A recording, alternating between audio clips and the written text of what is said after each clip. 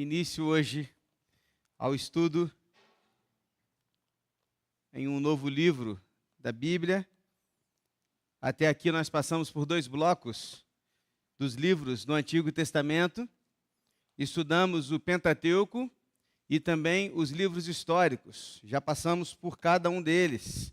Desde 2017 a gente começou e então viemos estudando livro após livro, capítulo por capítulo, com algumas pausas, e chegamos então em Jó. E agora nós vamos dar início aos estudos no livro de Jó. Primeiro livro dentre o bloco dos chamados poéticos. E a gente vai começar então esse novo bloco a partir de hoje, estudando aí esses livros que muito nos ensinam através não apenas da poesia, não apenas do seu estilo literário, diferente do que a gente viu até aqui. Como eu disse no último estudo, eu já estava sentindo falta dos livros históricos, porque eu, particularmente, gosto muito de história, então eu me familiarizo muito com esses livros, mas agora há um novo roteiro, né? Há uma nova maneira de olhar, e eu tenho certeza que Deus também vai falar muito aos nossos corações a partir de agora, começando com esse livro tão especial, muitas vezes não tão lido, muitas vezes pessoas leem o primeiro capítulo e o último, né? E o meio mesmo ali, todos os diálogos não são lidos, a gente só sabe que começa assim e termina assim. E o que aconteceu durante todo esse período? Hoje a gente vai começar, então, a olhar para todos esses diálogos que acontecerão. Deixa eu passar rapidamente na breve introdução aqui sobre o livro de Jó. Primeiro que a gente vai entender que a maioria dos estudiosos, teólogos e historiadores classificam Jó como um dos livros mais antigos escritos da Bíblia. Então ele está aí junto com o Pentateuco. Alguns vão dizer até que ele foi escrito antes do Pentateuco. Nós não temos aí a certeza do autor, ou seja, daquele que escreveu o livro. Alguns vão colocar que foi Moisés, mas nós não temos como afirmar isso apenas com as informações que nós temos. Mas alguns estudiosos vão colocar aí na conta de Moisés a escrita do livro de Jó. Mas é só uma possibilidade, ok? Não há uma certeza a respeito disso. Nós podemos dividir o livro de Jó em 3 partes. A tragédia de Jó, que é do capítulo 1 ao capítulo 3. O trauma de Jó, que vai do capítulo 3 ao 42, ou seja, o grande bloco de versículos e de capítulos, e o triunfo de Jó, lá no finalzinho, já no capítulo 42, dos versículos de 7 a 17. Então, o grande bloco do livro é a segunda parte, onde vai acontecer os diálogos com os amigos de Jó. E ali, então, nós vamos estudar e vamos ver muitas coisas que foram colocadas ali, os amigos de Jó influenciando Jó para que ele fizesse algo, tomasse uma atitude, e Jó se mantendo firme ali, dizendo, não, eu não fiz, eu não preciso me arrepender e tudo mais. A gente vai ver isso em tudo no decorrer dos estudos do livro de Jó. Gente, eu posso colocar aqui para vocês, agora eu queria te mostrar, o propósito principal do livro como um todo, quando a gente passa a estudar o livro de Jó.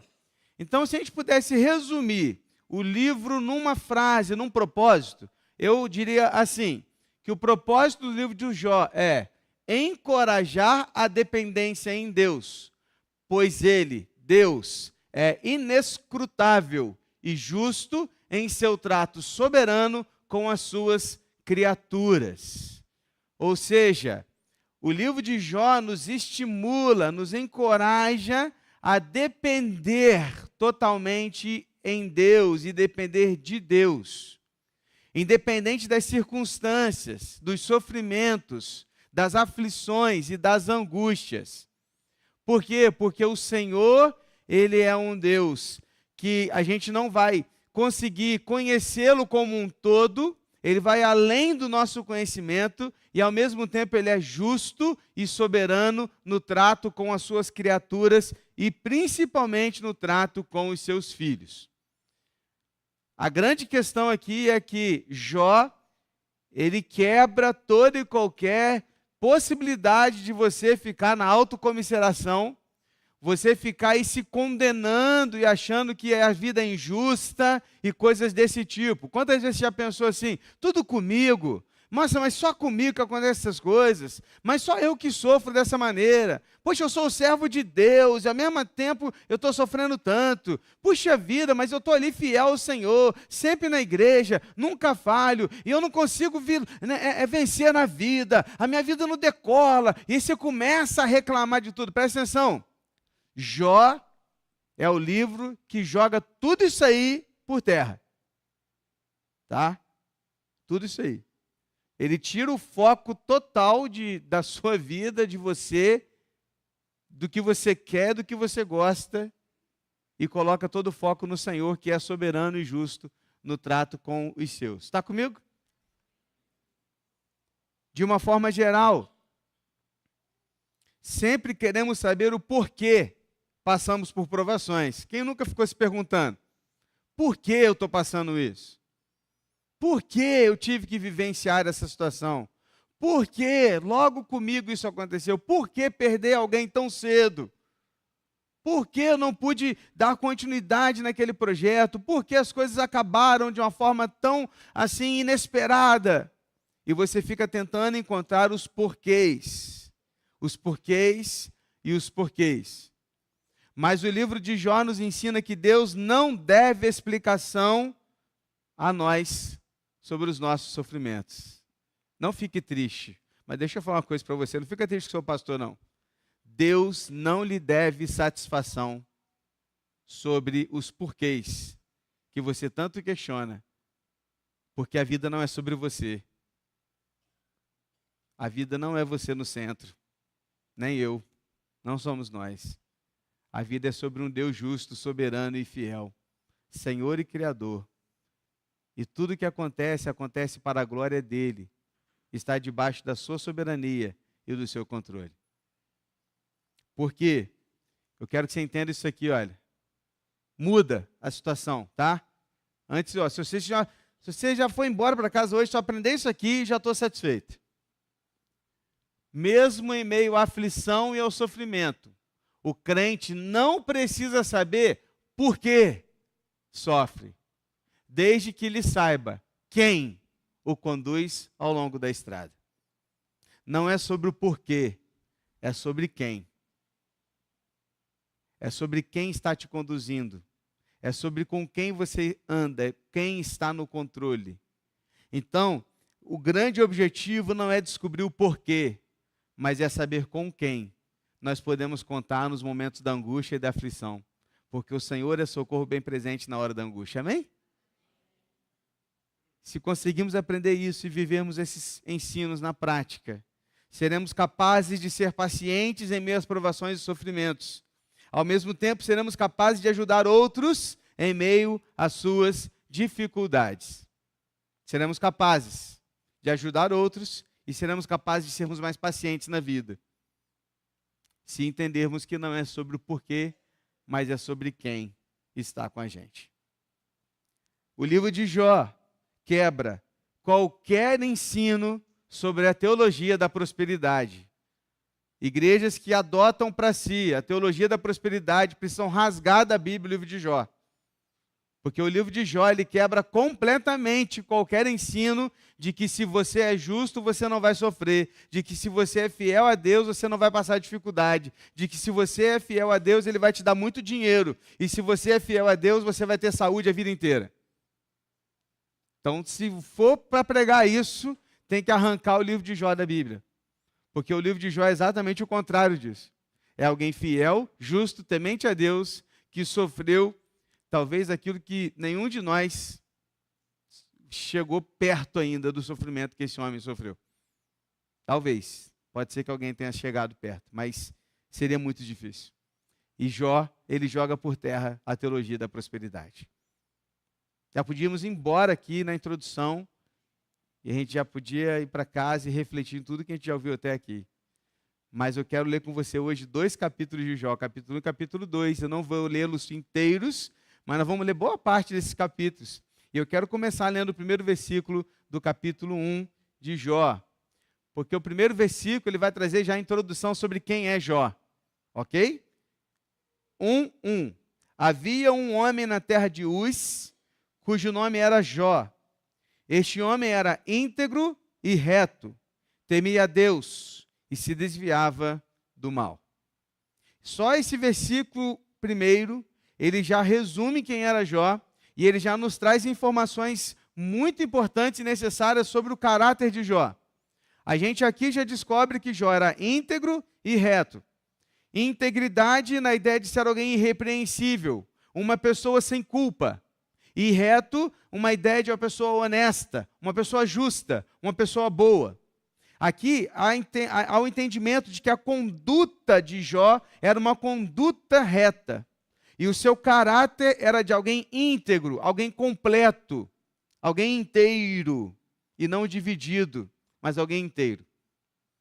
A gente também aprende nesse versículo que Jó era um homem temente a Deus e que se desviava do mal. Nós não estamos lendo aqui que Jó não era pecador, Jó era um pecador, mas ele buscava se desviar do mal. Ele temia a Deus e o seu temor fazia com que ele se desviasse do mal. Um homem temente a Deus respeita o caráter de Deus, respeita os seus atos e as suas palavras. Esse temor não é a ideia de um escravo com medo de um senhor, mas é a ideia de um filho que respeita um pai justo e um pai amoroso. A ideia do temor aqui é essa ideia de uma reverência amorosa diante de um pai que traz respeito a alguém que obedece a esse pai, porque ele poderia confiar plenamente nele. Está comigo até aqui? Então, Jó era íntegro, reto, temente a Deus e se desviava do mal.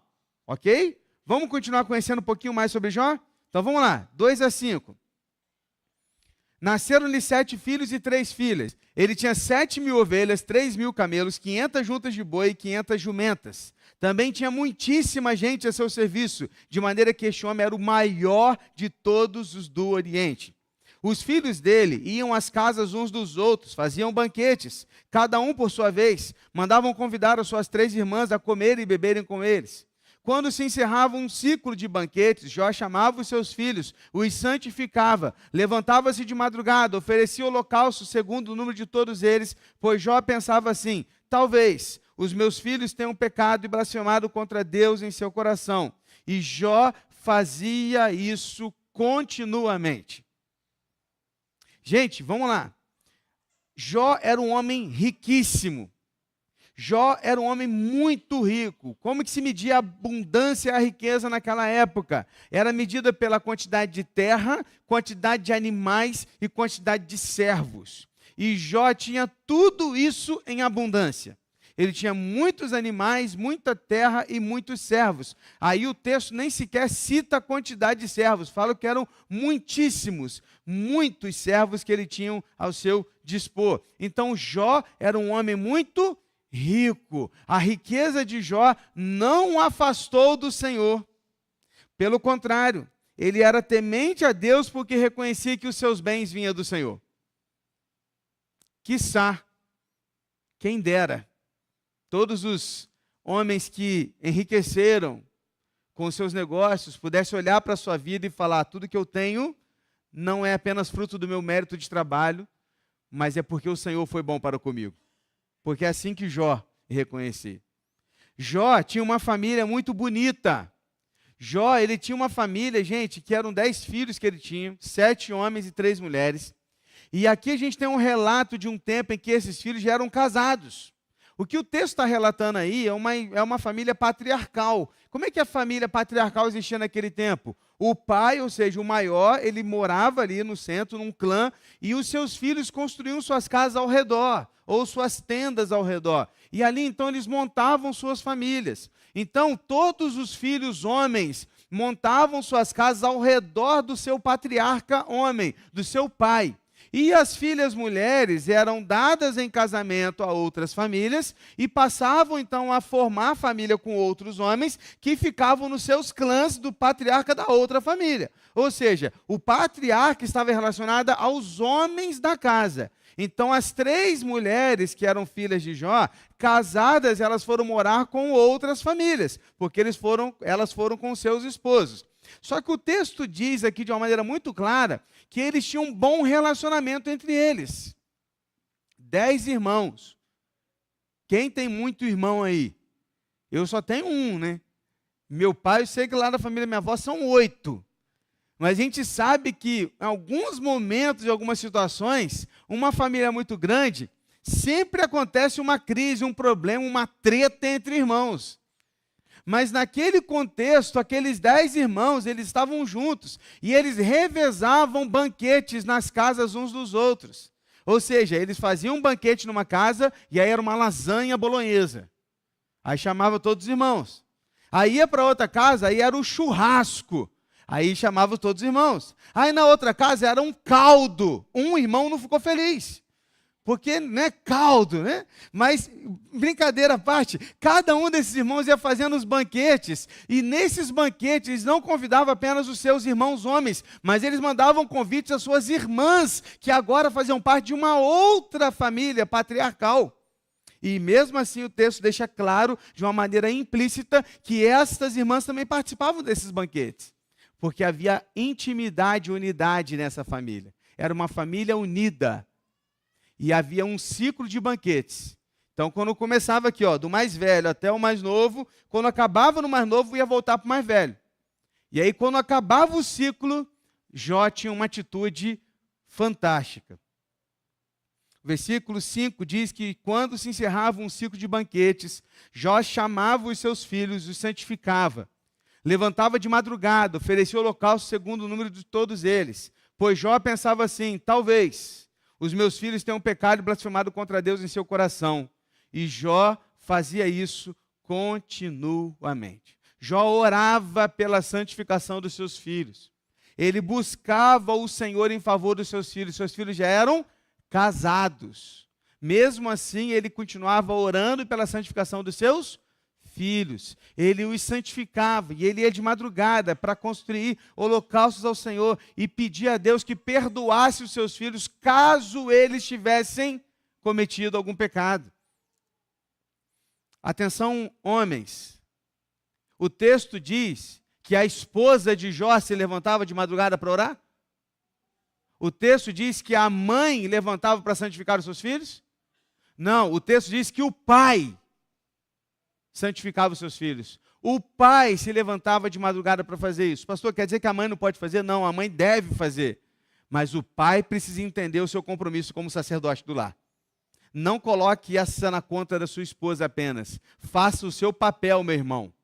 Seja aquele que ora pela sua família. Se alguém precisa acordar de madrugada para orar pelos seus, esse alguém tem que ser você, meu irmão.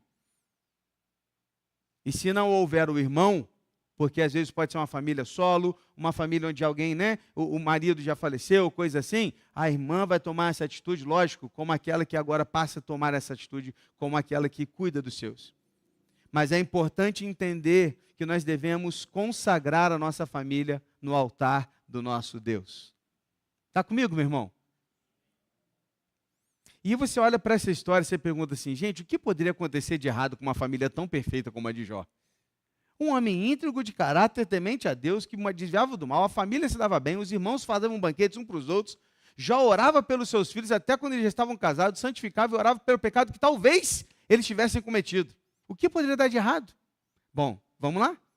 6-12, vem comigo. Num dia em que os filhos de Deus vieram apresentar-se diante do Senhor, veio também Satanás entre eles.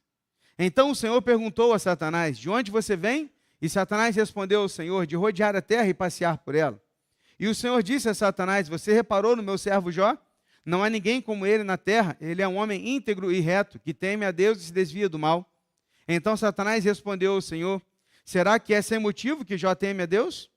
Não é verdade que tu mesmo puseste uma cerca ao redor dele, da sua casa e de tudo que ele tem? Abençoaste a obra de suas mãos e os seus bens se multiplicaram na terra? Mas estende a tua mão e toca em tudo que ele tem para ver se ele não blasfema contra ti na tua face.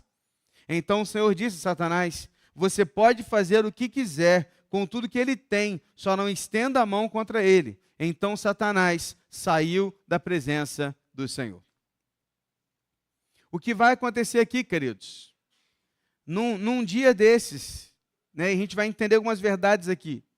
Mas o resultado dessa conversa de Satanás com o Senhor, com o nosso Deus, resulta em uma tragédia terrível na vida de Jó. Num certo dia, 4 mensageiros chegam assim, ó, um atrás do outro, com notícias.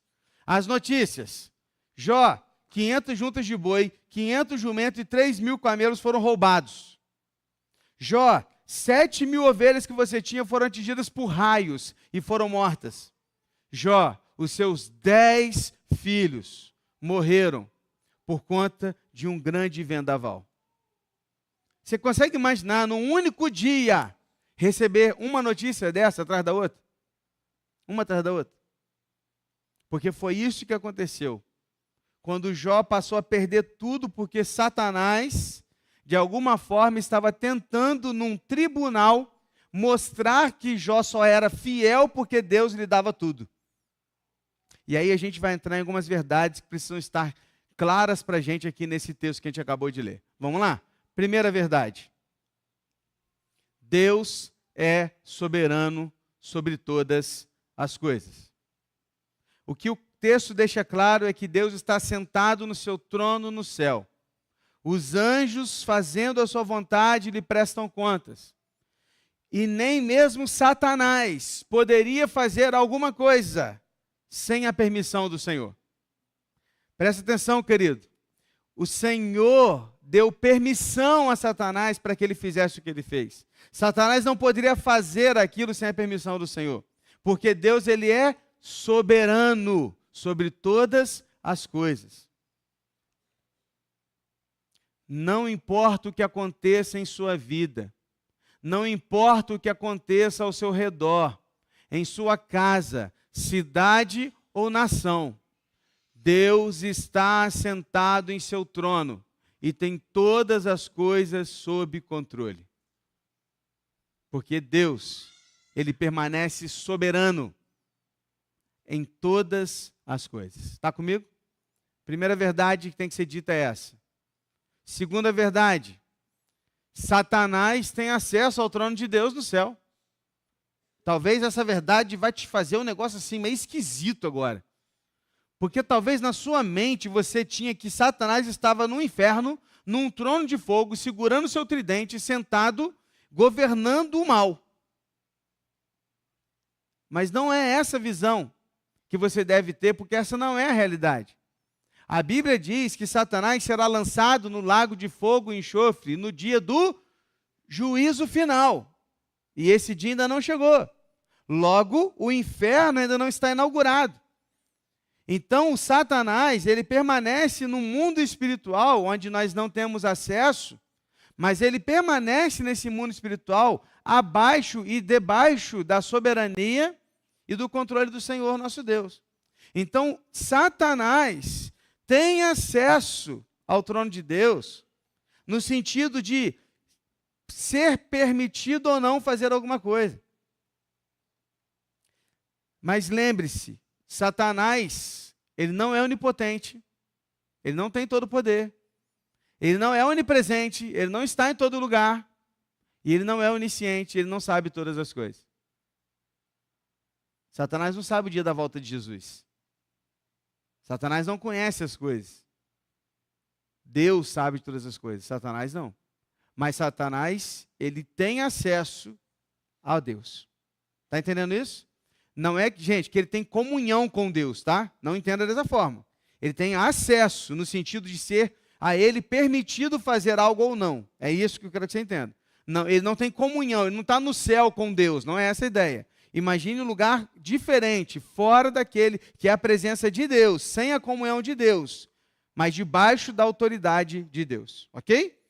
Terceiro, no tribunal, Satanás condenou, mas Deus inocentou. O que tem que ficar claro para a gente aqui, que talvez agora você está já fazendo aquela pergunta que você não deveria estar fazendo. Porque a pergunta que você deve estar fazendo agora dentro de si é: por que que Deus deixou Satanás fazer isso? Né? Mas a gente acabou de sair de uma explicação que não é sobre o porquê, mas é sobre quem está com a gente. Mas eu sei que ainda assim a nossa mente está tentando encontrar o porquê que Deus deixou que Satanás fizesse isso. E aí a gente vai entrar então na explicação desse porquê, embora Deus não precise explicar esse porquê para a gente. O que a gente encontra aqui agora, querido, você precisa olhar para essa conversa de Satanás com Deus como que um tribunal. em que Deus e Satanás estão trazendo vereditos diferentes. O que você precisa olhar aqui é um tribunal, onde Satanás é o adversário que se opõe à lei. É exatamente esse o termo, Satanás. Adversário que se opõe à lei. E esse Satanás, ele chega para Deus para falar que Jó é culpado. E Deus, ele coloca diante dele que Jó é inocente. Ao estudar esse livro, a gente deve ter em mente que Deus declarou Jó inocente, ainda que Satanás havia declarado culpado. Não foi algo na vida de Jó que levou Deus a fazê-lo sofrer. Não, querido, Jó não é culpado pelo sofrimento que ele estava sofrendo. Mas Satanás, o colocando e o declarando culpado, ele como um acusador do povo de Deus, nada encontrando contra Jó, tentou de alguma forma encontrar algo contra Jó. Então o que Satanás faz? Satanás de alguma forma está dizendo assim, claro, Senhor, que ele é temente ao Senhor. Claro, Deus, que ele é temente a você. Ele tem tudo. O Senhor cercou a tenda dele, colocou os anjos acampados ao redor. E ele é próspero, ele tem dinheiro, ele tem família, ele tem tudo. Se ele tem tudo, é lógico que ele vai ser fiel. Deixa eu tirar para ver se ele não vai te desonrar. Satanás, embora pareça estar colocando Jó no banco dos réus, ele está colocando Deus à prova. Ele está dizendo o seguinte, ele só te teme porque você dá tudo para ele. Se você parar de dar tudo para ele, ele vai parar de temer você. É isso que Satanás está dizendo, no tribunal ali entre eles. Aí, é isso aqui que você precisa entender. Ó. Essa é a frase parafraseada que eu tentei trazer para a gente entender melhor o que Satanás está tentando fazer aqui. Beleza? Então é como se Satanás dissesse assim para Deus, o Senhor está pagando Jó para te temer. Os dois, ou seja, o Senhor e Jó, têm um contrato. Enquanto ele te obedece e te adora, tu o proteges e fazes prosperar. Tu não és um Deus digno de adoração, afinal, precisa pagar para que as pessoas te honrem. Você está entendendo essa palavra, querido? Está ficando claro para você agora? Para de olhar agora para a história de Jó de uma forma diferente. E olha a partir dessa perspectiva. Satanás está aqui dizendo o seguinte, Deus, o Senhor só está sendo adorado por Jó porque o Senhor dá tudo para ele, que na hora de você tirar, ele vai parar de te adorar. É isso. É isso. O motivo fundamental do sofrimento de Jó foi silenciar as acusações e blasfêmias de Satanás e provar que mesmo tendo perdido tudo, um homem fiel honra a Deus. Mesmo que não haja fruto na videira, não haja alimento nos campos, não haja nada para se fazer, nada para se comer, ainda assim me alegrarei no Deus da minha salvação. Esse é aquele que é fiel e íntegro e teme ao Senhor. É esse. Foi uma luta nas regiões celestiais. E Jó não sabia disso. Porque a vida de Jó foi um campo de batalha em que as forças de Deus e de Satanás travaram uma guerra. Para decidir uma seguinte questão. O que estava sendo decidido ali nessa guerra? Se Deus, Jeová, é digno da adoração do homem, quando este não recebe tudo o que ele quer. Esta é a questão aqui, queridos. Meu irmão, minha irmã, eu fiquei olhando para esse texto, eu estava estudando, lendo comentários de um lado, comentário do outro, e aí eu pegava ali a Bíblia, e lia outra Bíblia, outra versão, e aí eu comecei a pensar nessa situação e fiz a seguinte pergunta a mim mesmo. E eu fiquei pensando em isso aqui, ó. Nas lutas que são travadas nas nossas vidas, através da nossa resposta e reação, quem tem sido exaltado? Deus ou Satanás? Eu fiquei nessa crise hoje. Eu fiquei nessa crise. Me perguntando. Porque a resposta e a reação de Jó, a gente vai ver durante todo o livro, é de adoração a Deus, mesmo sem nada. Será que nós estamos adorando a Deus, mesmo sem nada? Será que a resposta e a reação que a gente tem dado ao Senhor, através daquilo que tem acontecido nas nossas vidas, tem exaltado a Deus ou a Satanás? Nossa, pastor, mas você acha que a gente está adorando a Satanás? Olha, por vezes, Vou te dizer que isso acontece. Porque quando nós fazemos aquilo que o adversário quer, nós estamos exaltando o adversário, não o Senhor. É firme, é forte, mas é algo que a gente deve pensar. Uma quarta verdade baseada nesse texto que a gente leu, nesse bloco de versículos, é que Satanás só pode tocar o povo de Deus com a permissão divina.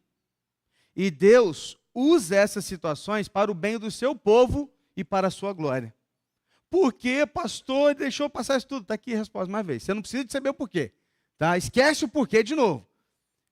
Mas o porquê é que o Senhor, Ele continua soberano no seu trono, assentado no seu trono de glória, e tudo que pode acontecer nas nossas vidas é permissão de Deus. Porque todas as coisas cooperam para o bem daqueles que amam a Deus, foram chamados segundo o seu propósito. Amém, irmãos? Não é assim, porque as coisas legais e boas acontecem àqueles que amam a Deus. Não é isso que está escrito. Está dizendo que todas as coisas, tudo acontece na nossa vida para o bem. Qual é o bem, pastor? Qual é o bem? O bem é nos fazer mais parecidos com Jesus. Então, estas coisas que acontecem no nosso dia a dia, que nos provocam, que nos fazem isso, aquilo, isso tudo Deus tem usado para te formar alguém mais parecido com Jesus. Esse é o bem. Também não é o bem da sua satisfação, da sua alegria. Não é isso, querido. O bem aqui é ser parecido com Jesus. Porque, de novo, você não está no centro, é Jesus que está. Não mais eu, mas Cristo. É o tema de todo o estudo de Jó que a gente vai ver a partir de agora. Irmãos, quando a gente começar a aprender isso de verdade, de que nada acontece em nossas vidas é fruto do acaso, e que o propósito da nossa vida é glorificar o Senhor, inclusive no meio do sofrimento, as coisas serão diferentes na nossa vida. Porque talvez você diga, eu quero adorar o Senhor. Aí você fala, o salmo que a gente acabou de ler, que o Senhor é nosso socorro bem presente na hora da angústia. Mas quando que você vai experimentar o Senhor presente na hora da angústia? Só na... Então, para que você experimente isso de Deus, você tem que estar na angústia. E essa angústia está formando em você alguém mais parecido com Jesus e fazendo você experimentar da bondade e da misericórdia do Senhor na sua vida. Está fazendo sentido? Eu sei que é difícil balançar a cabeça nessa hora, né? A gente fala assim, puxa, pastor, faz sentido, mas puxa, né? É exatamente isso. Vamos lá. Como é que Jó reagiu inicialmente? Vamos lá, versículo 20 e 22. Passa um pouquinho aqui. O texto que eu não li é aquele texto que fala das tragédias que chegaram, e eu sei que você vai ficar desesperado para ler tudo em casa. Então vamos lá, 20 a 22. Então Jó se levantou, rasgou o seu manto, rapou a cabeça, prostrou-se em terra e adorou, e disse, nu saí do ventre da minha mãe e nu voltarei. O Senhor Deus, o Senhor o deu e o Senhor o tomou. Bendito seja o nome do Senhor. Em tudo isso Jó não pecou, nem atribuiu a Deus falta alguma. Uau! Eita! Em momento algum, Jó falou assim, Senhor, por quê? Porque eu, tão justo que eu sou com o Senhor? Não. Jó não colocou nada na conta de Deus. Jó não pecou. Jó era um homem como você e eu, querido. Primeira atitude que Jó faz, ele chora, ele se entristece, ele raspa a cabeça, ele rasga a roupa, ele vai para o pó. Isso tudo é sinal de humilhação, ele se humilha. Mas Jó se humilha e ao mesmo tempo ele não fica na autocomiseração. Ele se levanta e fala, nu vim, nu voltarei. Ou seja, eu não tenho nada, quando eu cheguei aqui sem nada. Nessa frase ele está dizendo o seguinte, se nu eu cheguei e nu eu vou voltar, tudo o que aconteceu aqui é mérito de Deus. Porque eu não tinha nada e com nada eu vou embora. Aqui tudo pertence ao Senhor. É isso que ele está dizendo. E nu vim, nu voltarei. Por isso, louvado seja o nome do Senhor. Rapaz, eu vou te falar um negócio, hein? Não é fácil não, irmãos. Eu lembro do meu avô falando essa frase aqui quando a gente perdeu a avó. Lá na frente do hospital. O avô falou, Deus deu, Deus o levou, louvado seja o nome do Senhor. Aquela frase, nunca mais eu esqueci de ver. Eu fecho os olhos, eu vejo o meu avô falando exatamente a frase no lugar onde ele estava. Nunca mais saiu da minha memória aqui.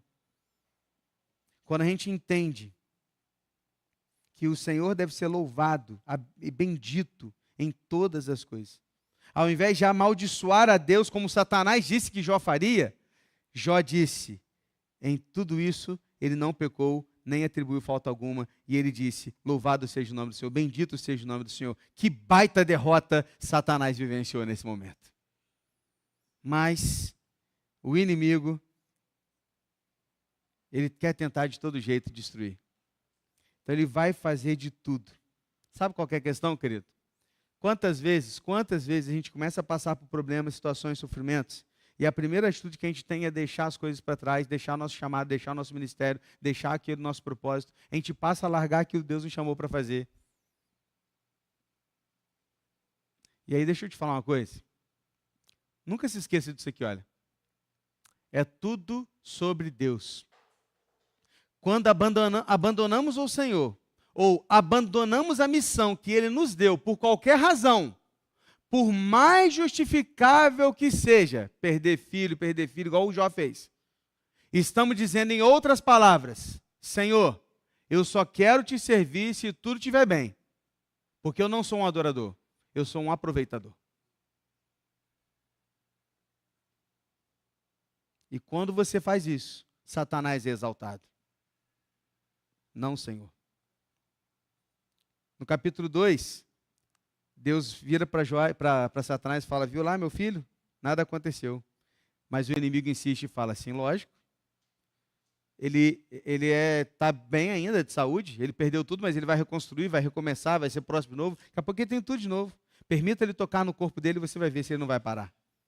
E aí Deus dá a permissão para que Jó toque no corpo que Satanás toque no corpo de Jó. E ele então é acometido de uma doença que não é possível identificar, porque é uma doença que a gente não consegue identificar aqui à luz do que a gente tem descritos. Mas é uma doença que trazia, presta atenção, na única doença, trazia coceira forte, insônia, feridas e crostas supurantes, pesadelos, mau hálito, perda de peso, calafrios, febre, diarreia e pele enegrecida. Tudo isso numa só. Terrível, terrível. Isso aí está todo em vários textos que a gente vai lendo daqui para diante.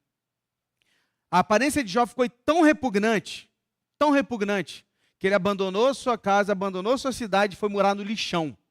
Literalmente no lixão.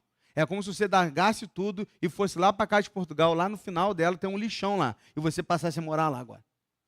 Longe de tudo, humilhado. O cara mais rico da cidade. Largou tudo, perdeu tudo e foi lá. Morar lá. É isso que ele fez. Largou tudo. Aí olha versículo 9 e 10 do capítulo 2. Então a mulher dele, a sua esposa, disse, lá no lixão, você ainda conserva a sua integridade? Amaldiçoe a Deus e morra. Mas Jó respondeu, você fala como uma doida. Temos recebido de Deus o bem, por que não receberíamos também o mal? Em tudo isto, Jó não pecou com os seus lábios. Uau! A própria esposa virou para ele e fala, amaldiçoa o seu Deus e morre. Mas Jó não deu ouvidos a ela. Adão deu ouvidos a Eva, Abraão deu ouvidos a Sara, mas Jó recusou-se a dar ouvidos à sua esposa nesse momento. Claro que ela estava errada, mas sejamos justos com a esposa de Jó também. E consideremos a situação, queridos. Ela havia perdido todos os seus filhos no mesmo dia. Ela havia perdido todos os seus bens, tudo na sua casa, perdeu tudo, mas principalmente os seus filhos. Tudo. Aí ela olha para o seu marido está destruído fisicamente, cheio de doença, apodrecido, no lixão. O cara que era o mais rico da cidade agora está no lixão. Ela olha para aquilo tudo e fala assim, cara, não tem jeito, acabou. É melhor morrer. Amaldiçoe o seu Deus e morra. É melhor. Por quê? Porque tomadas de decisão, quando você está com tudo assim, são terríveis. Aí olha só outra lição que a gente aprende. Por isso é tão importante não tomar decisões sérias em momentos de dor, sofrimento e mágoa. Porque nessas horas não pensamos com a mente, e sim com a emoção. E o nosso coração é o quê? É enganoso. E a possibilidade de desagradar o Senhor é gigantesca. Quando tomamos decisões à luz da emoção, não à luz da razão. Qual é a razão? Jó respondeu para ela: você é maluca? Deus nos deu todo o bem. Por que Ele não poderia nos dar todo o mal agora também? Ele continua sendo Deus, eu continuo adorando Ele, me dando o bem e o mal. Gente, tem moral de fazer essa oração? Ó Deus, o Senhor me deu todo de bem até hoje que eu tenho na minha vida. Se o Senhor me der tudo de ruim a partir de agora, eu vou continuar te adorando. Se o Senhor tirar tudo que eu tenho, eu vou continuar te adorando. É isso que Jó fez. Depois de ter perdido tudo. Tudo. E aí, em seguida, 3 amigos chegam, choram ao seu lado. E aqueles amigos que vão começar na próxima semana aí os diálogos, eles ficam por 7 dias e 7 noites em silêncio, apenas ao lado de Jó. Sabe por quê?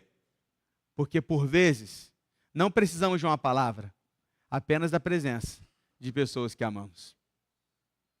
Tem hora, gente, que não é a palavra que vai adiantar nada. Sabe aquele momento que você sabe assim, não sei o que eu vou falar. Então não fala, só vai. É por isso que eu insisto tanto, gente. Momentos de velório, momentos difíceis de perda, de dificuldade, de sofrimento, de hospital. Esteja ao lado de alguém. Seja alguém, um ombro amigo na vida de alguém, porque a sua presença ali vai fazer muita diferença. Quantas pessoas, quantas já vieram falar comigo, pastor, eu não esqueço aquele dia que você estava no velório, eu nem lembrava do velório que eu tinha ido. Mas o cara falou comigo, obrigado porque você estava lá do meu lado. É simples fato de estar lá. Só isso, mais nada. Porque muitas vezes a gente vai precisar desse momento. Jó estava sofrendo. Jó estava padecendo. Mas Jó não amaldiçoou o seu Deus e não negou a sua fé. Continuou focado em adorar o Senhor. E o que ele vai falar a partir de agora? Não perca o próximo capítulo. Está só começando. Tem muita coisa pela frente. Amém? Acho que tem algumas lições aí boas, né? Que a gente pode viver e praticar. Vou colocar os slides lá no grupo da igreja para que você possa pegar isso também. Acho que vale a pena a gente refletir um pouquinho em tudo que a gente passa. E deixa eu te falar uma coisa, querido. Eu sei que às vezes a gente passa por algumas dores bem difíceis. Mas papo reto. A nossa dor não se compara, né, cara? A tudo que Jó passou. Mas vamos ser um pouco mais adiante? A nossa dor não se compara ao que Jesus passou. Não negue Cristo no momento mais difícil da sua vida, permaneça fiel, porque Ele vai ser fiel a você. Feche seus olhos. Pai querido, Pai amado, estamos começando hoje. Só um estudo e nada mais. Talvez poderíamos aqui ter olhado apenas para 5 versículos e ter tirado muitas lições. Mas, olhando para esse contexto geral dos capítulos 1 e 2, e vendo, Deus, esse momento de tribunal mesmo, que Satanás, diante do Senhor, tentou de alguma forma prová-lo e dizer ao Senhor que aquele teu servo Jó só o adorava porque ele tinha muito. E quando o Senhor, na sua soberania, em toda a sua sabedoria, permite que algo assim aconteça, e nesse primeiro momento, a nossa fraqueza humana é levantar a pergunta, por quê? A gente começa a aprender que não é sobre o porquê, mas é sobre quem. É sobre o Senhor conosco, ao nosso lado, nos momentos difíceis da nossa vida. É o Senhor soberano, nos formando, nos forjando mais parecidos com Jesus. Porque não é sobre nós, não mais eu, mas Cristo. Que Cristo seja visto nas nossas vidas através das nossas reações. E Deus, por favor, que nos momentos difíceis, nas dificuldades, nos problemas, enfim, quando o barco balançar, a nossa reação seja de exaltar o teu nome e não o adversário. Não de questionar o Senhor, mas de adorar o Senhor. Por favor, nos ajude a isso e nos dê maturidade para isso. Porque Deus, para a gente ser bem honesto aqui com o Senhor, para terminar a oração, não é fácil. Não é. Mas ajude a gente. Porque isso exalta ainda mais o poder do Espírito Santo que habita em nós. Que a única maneira de vencer será com o Espírito Santo no nosso coração. Ajuda a gente, por favor. Em nome de Jesus. Amém, Senhor. Que Deus te abençoe. Que Deus te dê um restante de semana guardado e protegido pelo Senhor. e juntos continuaremos aí os estudos de Jó. Espero que você já esteja aí ansioso por tudo mais que virá daqui para frente. Que Deus te abençoe.